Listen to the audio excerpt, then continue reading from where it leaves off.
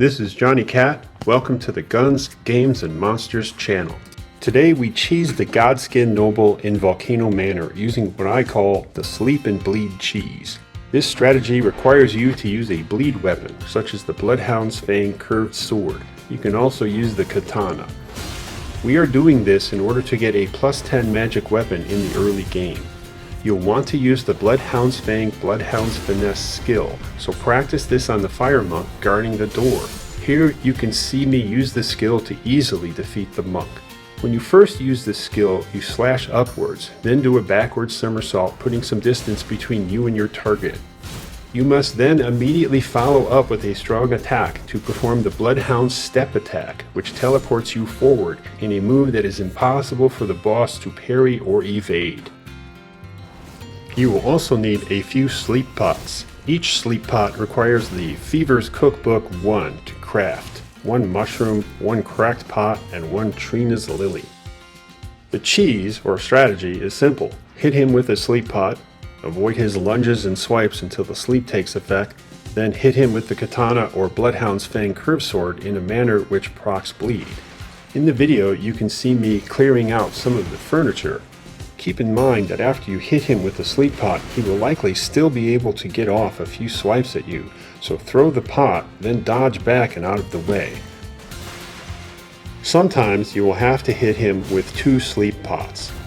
For all the details, just download the Elden Ring Start Game Guide, which is free on this channel for all that subscribe. Note also that after he sleeps, you'll have plenty of time, so don't rush, and ideally get behind him.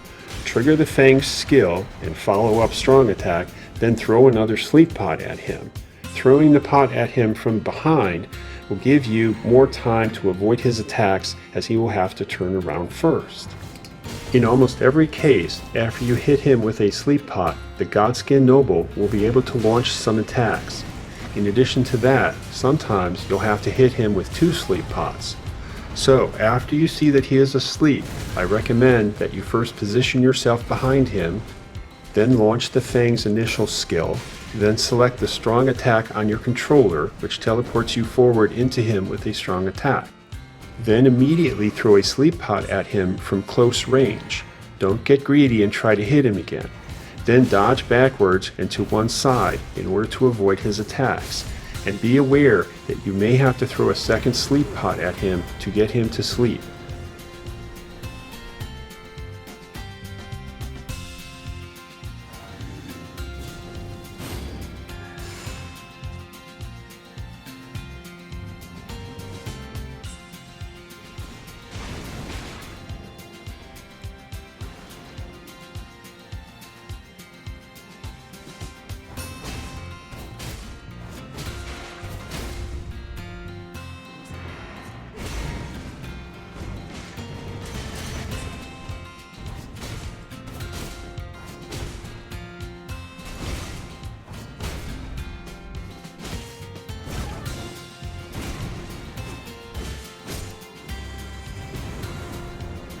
For more details and a comprehensive step-by-step guide to making an optimized start to Elden Ring, please just subscribe to this channel and then download my free Elden Ring Start Game Guide.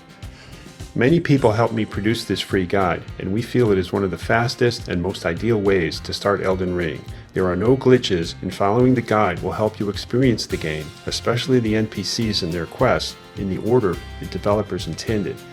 By following this guide, you'll be able to build a new character to level 50 in 2 hours and level 150 within 1 day of play, and you'll not lock yourself out of anything, which often happens when using glitches.